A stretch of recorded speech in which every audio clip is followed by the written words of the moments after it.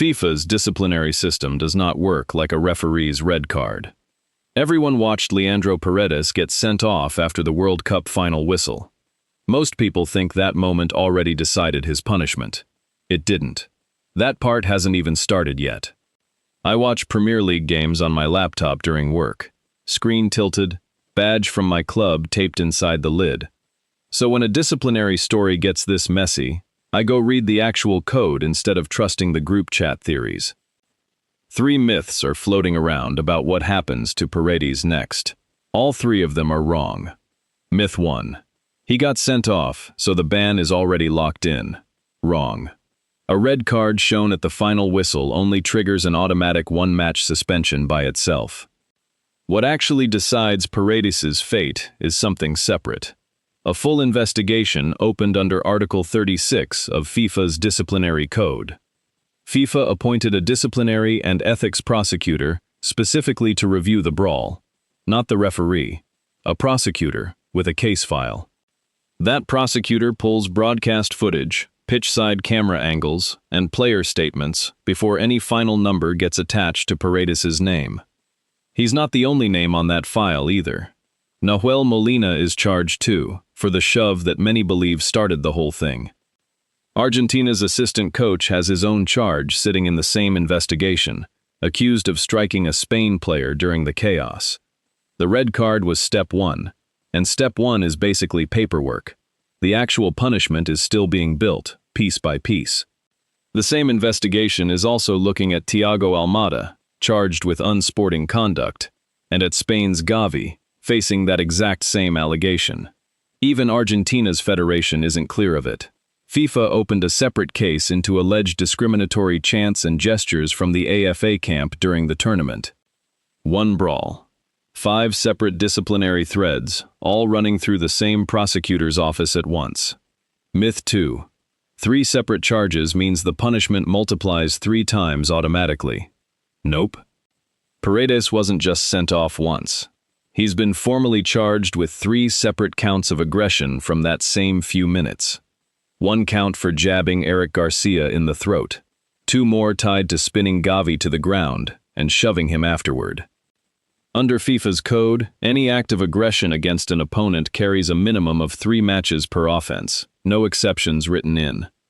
3 charges times 3 matches is 9. That's the number every headline is running with right now. But minimum doesn't mean guaranteed, and multiplication isn't actually how disciplinary committees sentence people in practice. Compare it to Zinedine Zidane's headbutt on Marco Materazzi in the 2006 final. 1 violent act, and it still only drew a 3-match ban. Analysts following this case expect something closer to 5 or 6 matches once the charges get merged and weighed as one pattern of behavior, not 9. 9 is the ceiling written into the rulebook. It has almost never been the actual sentence handed down. There's a reason committees rarely stack minimums to their absolute limit. Doing that on every multi-charge case would turn ordinary post-match chaos into career-ending bans by default.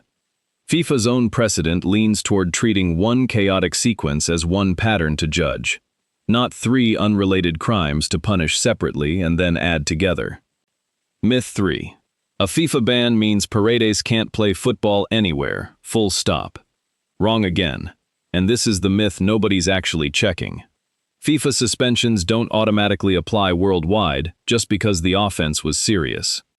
Article 70 of the Disciplinary Code is the specific clause that decides whether a ban follows a player everywhere or stays contained to 1 competition.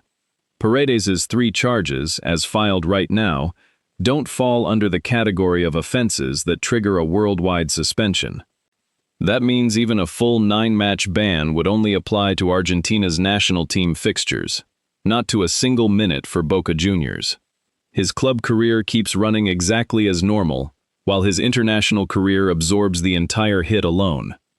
And here's the part that actually breaks the whole story open. Paredes has already hinted he might retire from international football after this final. If he actually does that, the suspension has nothing left to attach to. There's no international career left standing to ban him from. FIFA can technically extend a suspension across all football activity, club included, but that move is rare, reserved for cases like Luis Suarez biting Giorgio Chiellini, which drew a 9-match international ban plus 4 months away from the sport entirely. Paredes' case, as charged right now, doesn't come close to that threshold. So the headline number, 9 matches, was probably never going to be the real story here. It was a ceiling, dressed up as a prediction. Every version of this case, Zidane, Suarez, now Paredes, proves the same pattern. The scoreboard number people panic over is rarely the number that actually lands. The real story was always going to come down to 2 much quieter questions: how the prosecutor folds 3 separate charges into one final sentence, and whether Paredes even leaves a door open for FIFA to walk through in the first place. He might end up solving FIFA's entire case for them, just by deciding he's done wearing the shirt.